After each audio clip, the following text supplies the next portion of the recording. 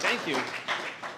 Um, when he set it up that way, I think it's gonna be now hard for me to live up to that because he he did a good job. Um, I'm Giany Guadjo. I'm the director of Carolina Human Reinvestment, and I see some familiar faces in the group, and I'm always happy to see that because it gives me a reason to interact with more people so I can have more familiar faces when I go around. Um, but I'm also excited to see new faces because I'm hoping that the new faces will become a new familiar faces I will get to see next time again. So thank you for taking some time and join us this morning. Carolina Human Reinvestment. What do we do? Well, I will team my day to the talk today. I want to team that around to plant a garden is to believe in tomorrow.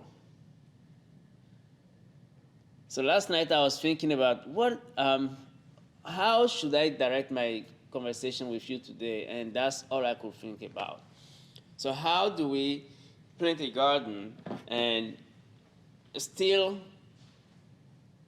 have a hope? That little seed we put in the ground, that little seeds become something later on that is fabulous, is magical. And that's what I want our conversation to go around today. So, I want to take you through time, right? How we start the garden. This is September 2018. The garden started in 2020 on Predigal Drive, but this is where it all started. This is my office in 2018 on Brick Chimney Road in Georgetown. I work with kids, and the kids we work with, they were struggling with learning. And the fact was they were staying too much inside, and we wanted them to get outside to learn something, get their hands dirty so they can, something to motivate them. So from this, we start those 8 beds. And then they get busy. That's March 2019. Pay attention to the timeline, right? Then I partnered with the Housing Authority. In April, we moved in to the Housing Authority, and then we start the garden at that location. In June, it started to look green. The kids were excited. They were engaged. And at that point, we were like, okay, well, do we go bigger? How? And the kids were like, yes, let's do it. And I'm like, okay, I need to reach out to the community. At that point, I have the Dr. Triana. I will try to go as short as I can because I want to take you through the garden in picture today, right? So I reached out to Dr. Triana. Dr. Triana said, okay, well, are you sure this is what you want to do? And I say, well, the kids want it, and as long as they're dedicated to it, yes, let's do it. So he said, next to my house, that's Dr. Triana's house. He said, next to my house, there's a spot there. Why don't you transform that and bring the kids along and show, make something happen, and make sure that's really what you want to do before you get on the next stage. So I did bring the kids around. And they were excited. I mean, they wanted to go. They wanted to take that to the next level. And we cleared this, and that became that. Come on, work with me. There you go. So in those bushes, we saw some crawling stuff, and I would be running away. And these kids are running back in there. I said, no, we're clearing this. We're going to make this happen. So, and then from there, come on back. Okay, I need to learn to go this way. From there, we went to that. At that point, Dr. Triana said, I think you know what you're doing. Go right on. So we end up at the current location where we are on Pettigrew Drive. So the garden started with 8 beds, and we grew slowly into something that is getting bigger and bigger. This is April 2020. That package you're seeing there on May 1st is the greenhouse. It was just dropped there. We wrote a grant for it. I reached out to the USDA. It was a process. They said, no. I said, no, it's not the answer. Give me your supervisor. Oh, you don't own the land, so we cannot give you, it's federal funding, you cannot. I said, give me a supervisor. Until we finally get the grant. Got the grant, it was dropped up there. That's the greenhouse. Then we went on YouTube. That actually is May 5th, 2020. So that's the first hammer down. May 5th, 2020. Nothing on that property. Imagine. Prior to April, that place was taller, bushier than 2 acres. That's the first thing. Then I reached out to the real estate company, Renaissance. They came out, helped us to square the building.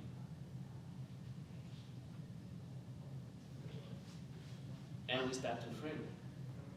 So that little package became that, slowly. Now what they didn't tell me is, okay, we give you the grants, but they didn't tell me I have to build it because there was no money to pay somebody to build it. So I spent every day for the next 4 months on that property, putting this together. It was at 95 degrees, you can imagine, June, July, around here. It was 95 degrees, and I'm like, the kids want this, we're gonna do it. At that point, it was not even yet about the community, it was not really focusing on the community, it was developing a project for the kids because they were engaged in it, and I was seeing the differences it was making by them being engaged in that platform to take their learning and their performance at school to the next level. So I was ready to make it happen for them to enjoy it. Now, it started to take call. I reached out to the county. The county said, well, you believe in what you're doing, and we will support you. They sent heavy equipment out, clear the whole land, disc it, level it up for us, so it's ready to go to be used. And we are very grateful for the county to jump in at the level they did, because they really took away the anxiety of finding funding to get somebody there to do it and all that. It was a quick move. It was a lot of challenge also. That came with it. You have a series of rain. We had a big pot on the site. So we reached out to the county again, they brought some dirt, they leveled it off, and then we took care of it. And we have our dear friend deers that came along, so we went out and bought some fencing and put some fences up. I will, if you don't mind, to switch your screen right quick. We did have a lot of fun along the way. So, I want to share with you a quick video that will make you maybe smile. I hope so. We'll see.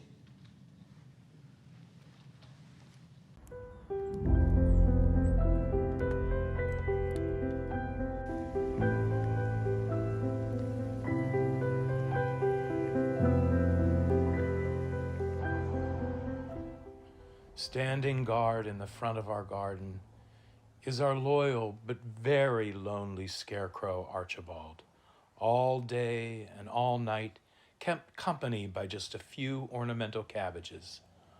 Archibald has longed for companionship.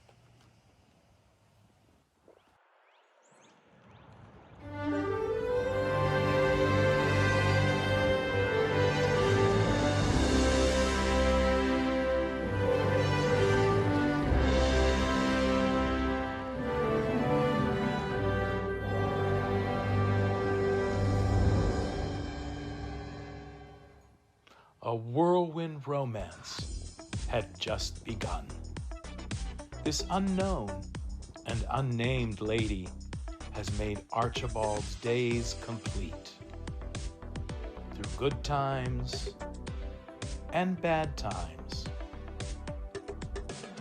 Archibald can now enjoy the cabbage in a whole new light.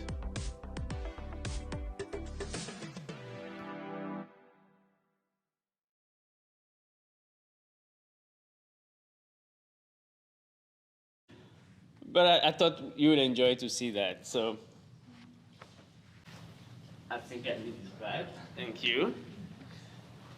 Could you turn the light down a little lower so we can see the rainbow? Yeah.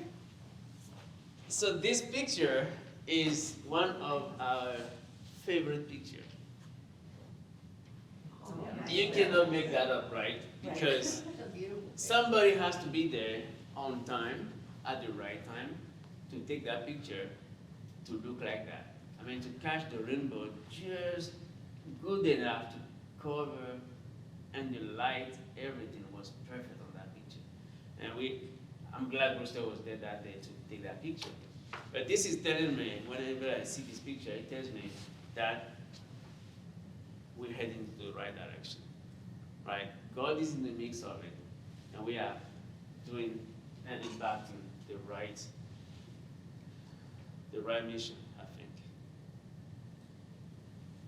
So I want you to think about that picture as we're moving through the rest of the presentation. But this summer, that's how the back end of the garden looks like. It is a place where the kids come. It's a place where the community gets together. We have 44 students on site every day. And when you look at the students, when we first started, we thought the number will decrease. No, the number increased as we moved to summer. Ages for the students. Ages are anywhere from 1st grade to 12th grade. And the oldest, this year we were fortunate enough to be able to fund and pay them while they were working. So they became the mentor of the younger kids in the program. But what we did also was, while they're working, we have some financial coaches that came along and taught them how to take care of the money, how to save money, financial education, business minds. My personal takeaway was to see their faces when they find out about taxes. One said, that's not fair. The other one said, come on, how do you pay taxes when you make money? You work for the money and you pay taxes on it. But when you turn around to go to spend it, you pay more taxes. So that you always double tax in between. And they're like, oh no, we didn't know that. I'm saying, well, I'm glad you're learning about that now. So maybe that will push you to get a bigger job. So when you pay that tax, you still have something left. And when you go to the grocery store, you spend some money and you still have something left. So hopefully it resonates. And at some point, they'll be making progress, right? But it was a joy for me to see that platform being used in that manner. Again, our focus is more on the kids. Yes, we feed in the community at large, but the focus remains on the students we're working with. I will go back on this picture for a second. On that picture, I was the picture taker. So definitely, you all can tell already, I'm African, right? Yes, I am. I see white, I see black, I see Asian, a mix. So diversity is one thing we are focusing on at the same time. These days, it's tough to work around diversity, but we're creating a community, and that's what it is about. It's all of us coming together for one common goal. That is not about one person, right? It's bigger than any of us, and I can show you shortly what happened. The platform became a platform where the community gets together. And it's all done by our dedicated volunteers that came in right after and just what can we do? The churches, the community members, the civic groups, out of state churches came down. We have at least 4 churches that were in town, heard about it, and said, we're in town, we want to lend you a hand. What can we do? This is a Blaine Methodist Church out of Reinvestment.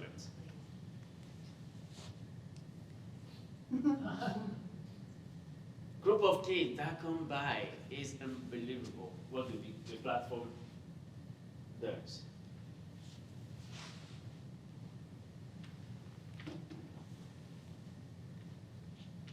State leaders, local leaders, they come and visit the platform, right? That's our partners from DJJ.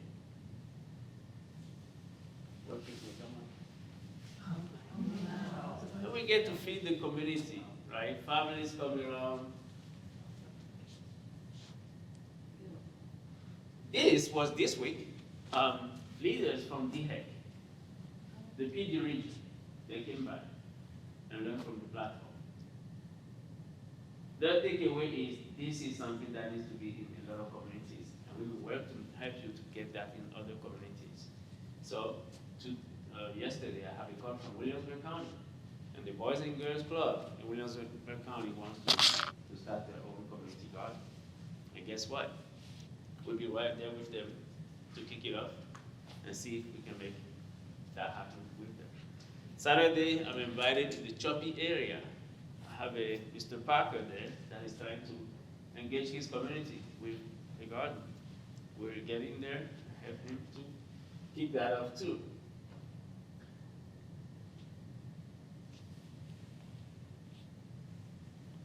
Again, it comes back to kids for us, right? We want the kids to be engaged in this environment because they're learning not only science, but they're learning also how to grow their own food, how to compost, how to take care of the crops. It's a whole life cycle. Having the kids, we have art classes there. We have reading sometime, right? And the schools are coming on board, right? This year, very first day of school, we have the intermediate school teachers that were on the platform. All of the teachers from this school next to us here, they came and learned from the platform. So when they go back, they can implement in the classroom lessons on gardening and eventually bring their students to a real farm so they can experience on a day what farm looks like. Now that inspired us to partner with the school, and today we have 15 students at the intermediate school here. We partner with the school and move our after-school program on their campus. And in our dialect, in our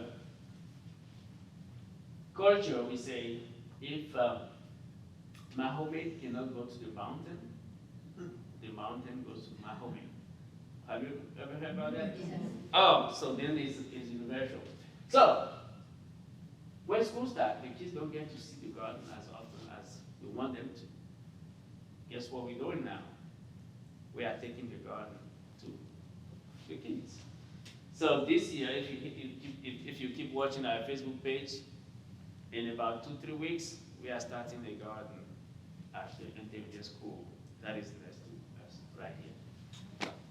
We have already built 16 beds, and we are in the process of adding the dirt in there and get the kids, give them some outdoor experience. And that's something we are very proud of and very excited to see happen. We do community educations.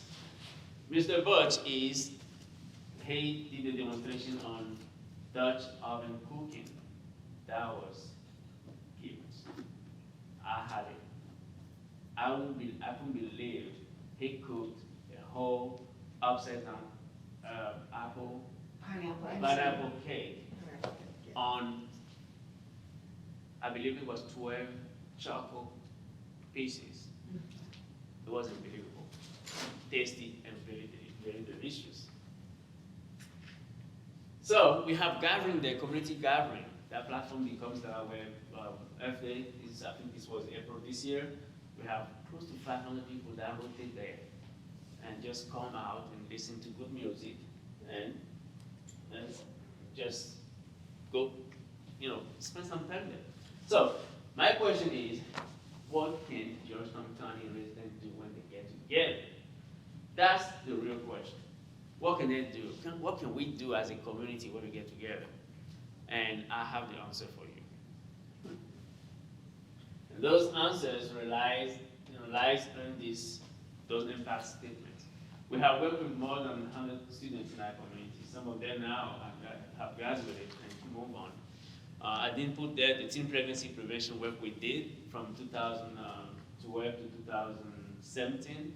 We served for more than 750 students in this community between Horry and Georgetown County. 2016, we were selected as one of the best serving youth agencies throughout the states in this region. We are serving now 40 students under our care throughout 3 sites, one at the intermediate school, one at the community church, and one at the housing authority in Georgetown.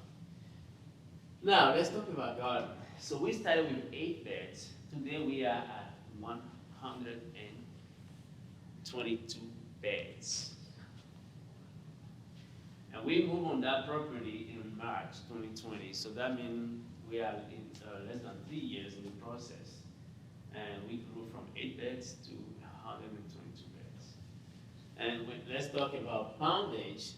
As of this year, we moved more than 5,325 pounds of food from the outside gardening.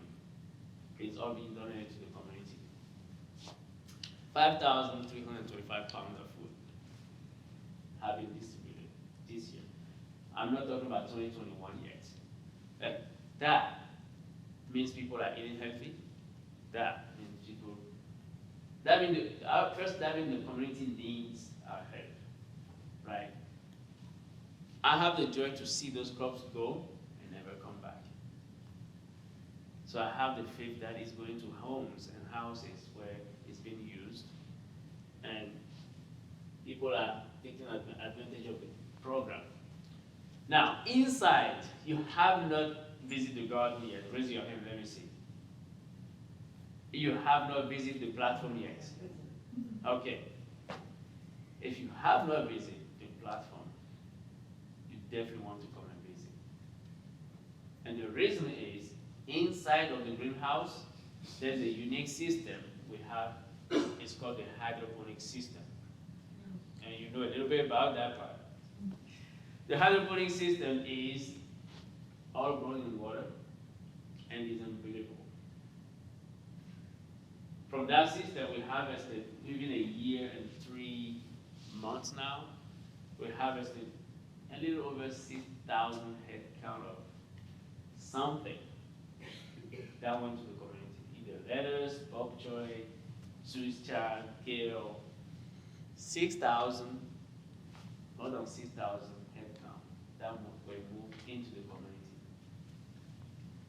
Again, it goes one way, does not come back. And it's very rewarding to see it. Now we have a program called Food Share, And food share is, again, all of our work is focusing on low-income community. Food share is a process where if you you are a recipient of food stamp, you can buy a box of food for $5 with your ABT card. We partner with DSS, and they help us to match that cost to cover the cost for the low-income community. What happened though is anybody from the community can buy it. As of now, $15. Next month, in December 6th, that will change because of the inflation and everything that is coming along with it. That will go up to $20. But yet we were able to convince DSS to keep the cost at $5 for the low-income community. Now, that program is also run all by volunteers. The Lions Club in Georgetown is very faithful and come out and help every 2 weeks to pack the boxes.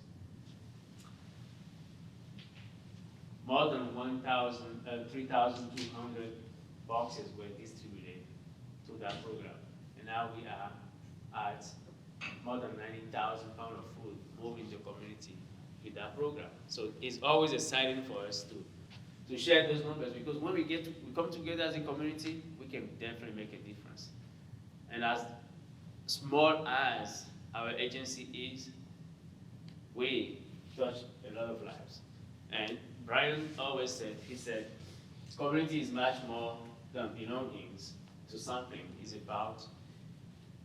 about doing something together that makes belonging matters, right? We're part of a system that, as long as we get it together, we can make these happen.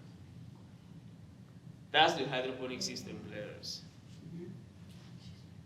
It's fresh, and I mean, it doesn't get any fresher. Thank you. And people are eating it, and that's what matters.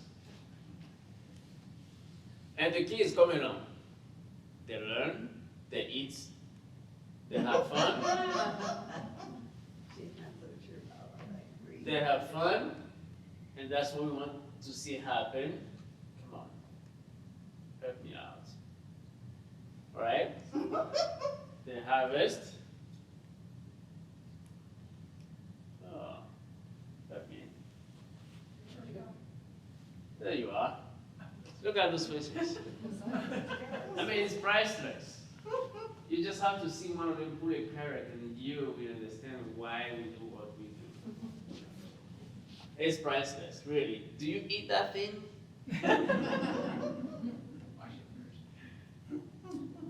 It's all about love. It's about sharing. It's about giving. A part of yourself, your time, and your energy to help somebody. And you cannot make those stuff up, you know? Yeah.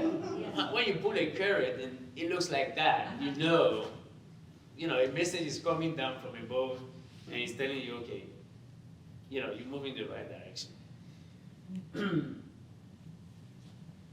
And we transfer. Our motto is the Carolina kids, adults, and young growing together and moving the knowledge from the older mind to the younger mind, so we can transfer and keep that going for generations.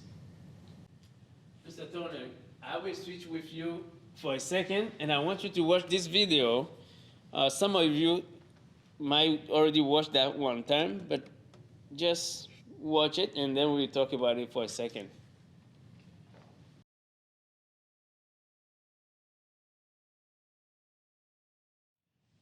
So, is a short video we created this summer, just to recapture everything we do. And I think that video is speaking to us, right? That if you have the kids in the right environment, you can definitely get the right results. And a lot of the footage on that video were developed by the kids. So now they're using the skills they have on the gizmo, the new gizmo. Instead of being there all the time, they're at the garden, but they get to use that and put that in practice. So we were very proud of our summer program this year. But what we are inviting you to join us with is developing a sense of community, right?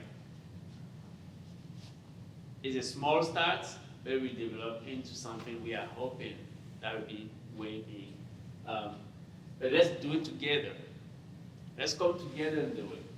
My call for action is that you join me in there, right? I love that picture because it just reminds me why we do what we do. Now I can tell you, people say, oh no, I'm too old, I cannot do it. I'm too busy. No, we have all kind of activities there. You can become our seeding partner. You come in, we have a table, you come at that table, you can put the seed in the pots. And that's all you can do. We have a place you can come and sit down and transplant in different pots. If that's your strength, that's what you can do. But don't ever think you cannot be a part of this, because you definitely can be a part of it. And we are hoping you will call me especially for a tour. I will be glad to take you for a tour there and show you the platform. But if you can, join us. One thing also is, what are we growing really? What are we growing? Earlier I said, growing a garden is also growing hope, right? But this also last night told me, every child is a different kind of flower. And all together, that makes this world beautiful. So while we're growing to feed the community, we are also investing on our students. And I'm asking you to join us to do that, because if you come and read with the students, you are making a world of difference in that student's life, right? So if you have some spare time, we have 3 classrooms. Come and join us. Come and read with a child once a week. That's perfect, right? So join us. Let's help one child let's make the world for that child. Let's change the environment. Let's create that community and create that world to support them as they grow. And I believe that's where I say thank you. But before I do so, I have a big announcement to do. November 17th, we have a big event. And it's called the Festival of Ribs. Festival of Ribs is people bring ribs, they make donation of ribs. If you are crafty, you can make up one. Be competitive. And if you are not crafty, you can buy one rib. Rib or rib? Rib. Guys, when the French start to kick in, it's always trouble. Okay, I'm French speaker, by the way. So, the Rib Festival is where people donate the rib and the community gets together and bid on it. The proceed this year is coming to support our programs. So if you don't mind, we have some flyers that Miss Michelle is giving around. Make a rib or donate one. If you make one or you donate one, that gives you the tickets, that's your ticket to come to the event on November 17th. And we will have live music. It's right there on Pettigrew Drive, the old American building. We have live music, we have refreshment. It's sponsored by the Pawleys Island and Litchfield Business Association. And we are very grateful that this year they selected us to be the recipients of this program.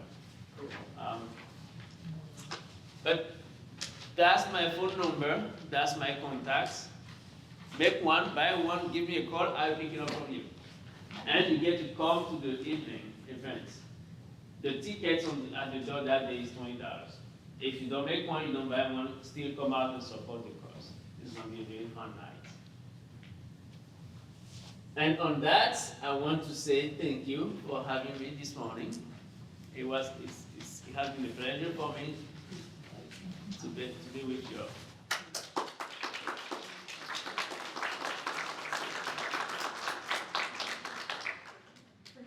Questions? How'd you get all the way from Benin to Pawleys Island? That's a different story. My family and I, we are one of the lucky diversity. There's a program in the United States called the diversity program. And the diversity program is a lottery visa process where every year they put your name in you put your name in the bucket and they pick randomly what family gets to move here. And 2008, I put my family and my wife's name was actually picked. And it doesn't matter whose name is picked in the household gets to move. So that's how, out of 50,000 in 2008, 50,000 worldwide, 528 families were picked, and my family was one of them. So I decided to move my kids here. I always say my focus is on kids because that's, my personal kids, they didn't choose to move here. I moved them here. And for that, I always work to create an environment where they can thrive in. And that's where lays my passion, really. I want to see other kids that are growing with them to sustain, so they have good peers to play with in life. And that's why I do what I do. Randomly, Georgetown, because it was a cheaper place to start life, and I found my way down south. And in 2010, my first job was in Georgetown, working for Subway in Georgetown. If I have to tell you the whole story, it's going to take very long. But you have a master's degree. I was an accountant in Benin before I moved here. And when I came here, my first job was Subway. And eventually I got fired from Subway. And not because of me, they changed management and the guy came in and said everybody out. Eventually he closed the store because I told him, if you let me go, you're going to close that store. And he did. It was a Walmart inside. It was the Subway inside the Walmart in Georgetown. But that motivated me to go back to school in 2011. And I'm like, I have a master's degree. You don't know who you have on your hand. You fire everybody and you fire me along with it. Okay, wait a minute. I know better. Went back to school, get my education back. Within a year, I have my master's back in business from Webster. Graduated top student for the whole university that year. And at the end, I ended up being the director of Carolina Reinvestment since 2012 when after I graduated. And since then, I'm stuck here. That's quite a story. It's more to it. I have to write a book soon. Yes, ma'am. With the garden, what is your water supply? Well, the garden is very self-sustaining, I believe. We created a well. We dug a well, and the well, that's what we use to water the whole platform. And it was some struggle, but we finally found a way to distribute the water in an automated system, so we don't have to hang water. So it's quite something to see. You have to come for a tour. And I promise you, YouTube can teach you way more than you think. Because everything we did there came from YouTube. I watched YouTube for 5 minutes and I built a place for 4 months. Do the children still carry water though from the main water source? Is there still the actual watering of their plants? Here at the garden, Yeah. at this point, if we water manually, it's a choice of ours. The system is done the way you just come on every morning and just spray everything. We have a sprinkler system that does it for us. Yes, ma'am. Can you tell me some more about Carolina Human Reinvestment? Carolina Human Reinvestment, we have, again, our focus is on kids. That's our primary focus. We have a mentoring program. Everything we do, to me, we are a mentoring machine, right? Anytime we have the kids, we try to impact them on the mentoring side. The garden came in because in 2017, I worked with kids that wouldn't last on the bike for 5 minutes. I created a bike club. They won't last on the bike for 5 minutes because of weight problems, lack of exercising. So from that point, we try to get them to exercise. And when I do the bike club, I can meet with the doctor at the library. We'll be on the bike, and we stop at the library, and that doctor will share with them.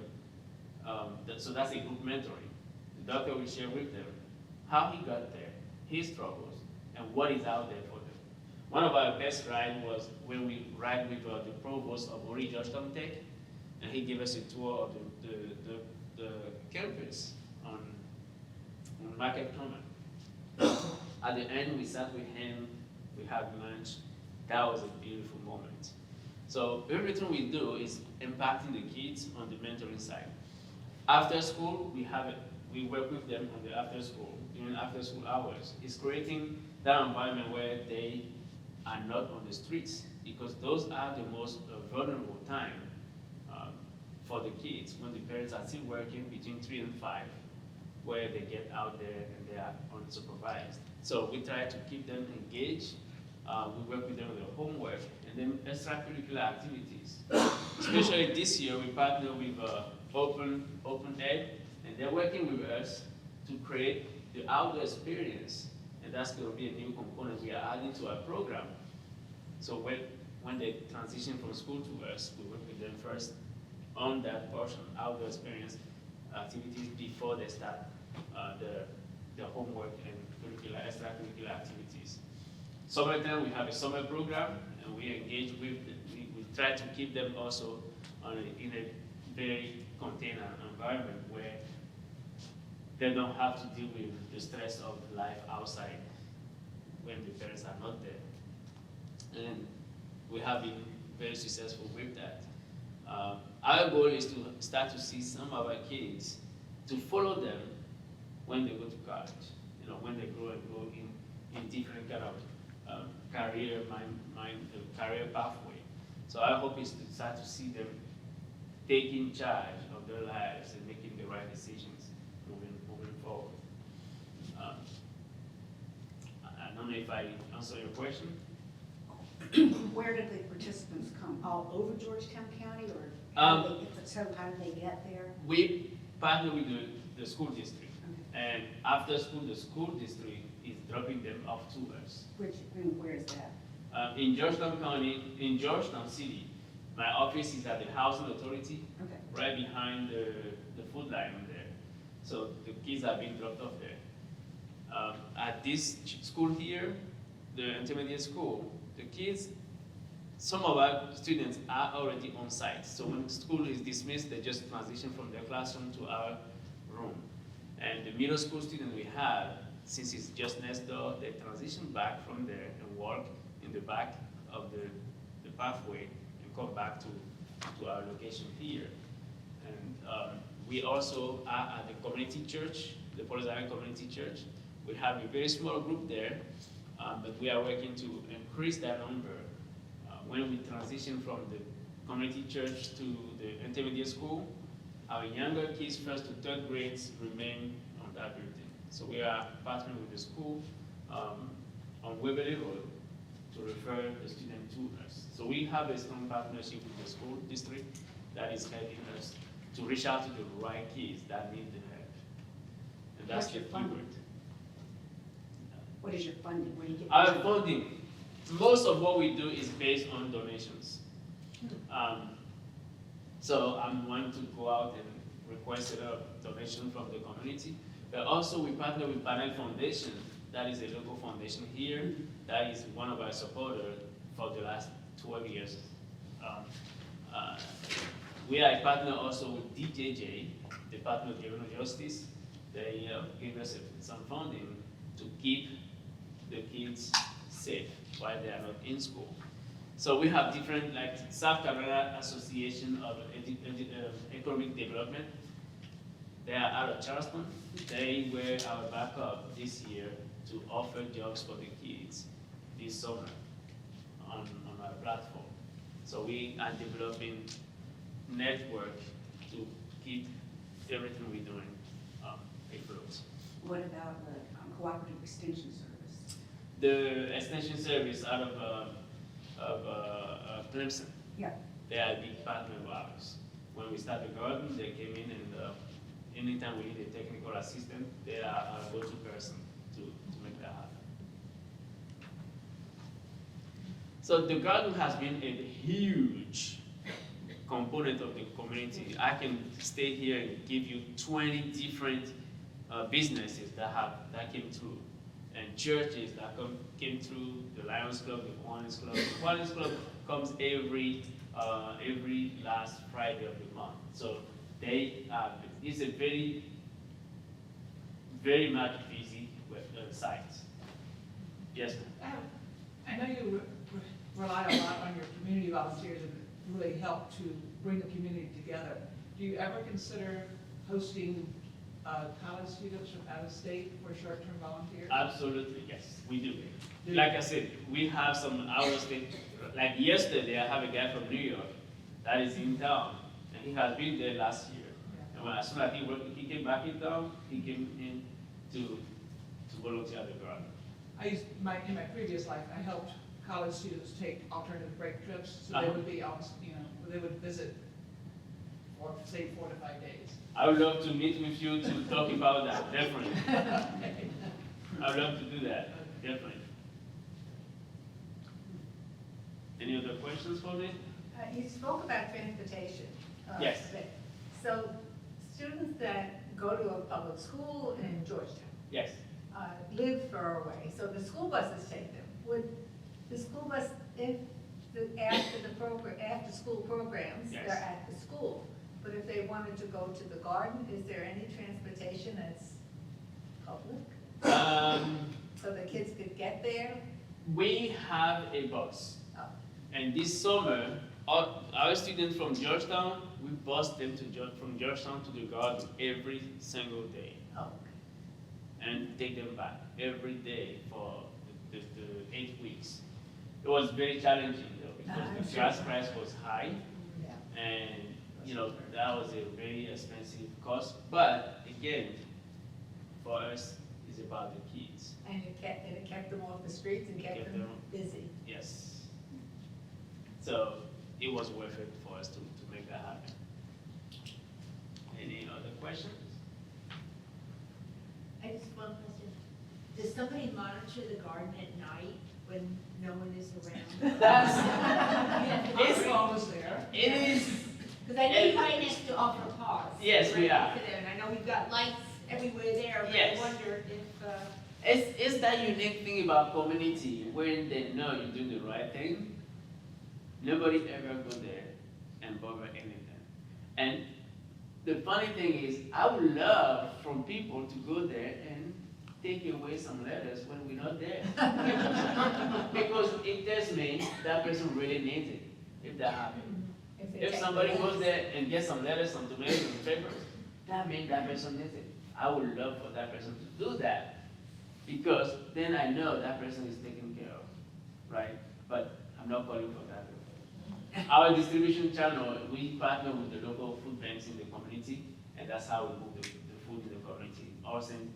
Church, the St. Peter's Church, the Catholic Church, St. Elizabeth, all the Salvation Army, the churches in Georgetown. Hand in hand. We got together, we have a list for them, we tell them, okay, we have some letters today, do you want some letters? Yes, come and pick it up. So if anybody comes to us and say, hey, we need some help, we say, why don't you go to the food pantry? We already send the food to the food pantry.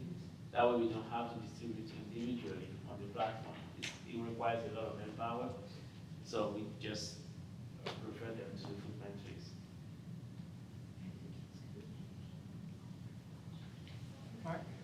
All right?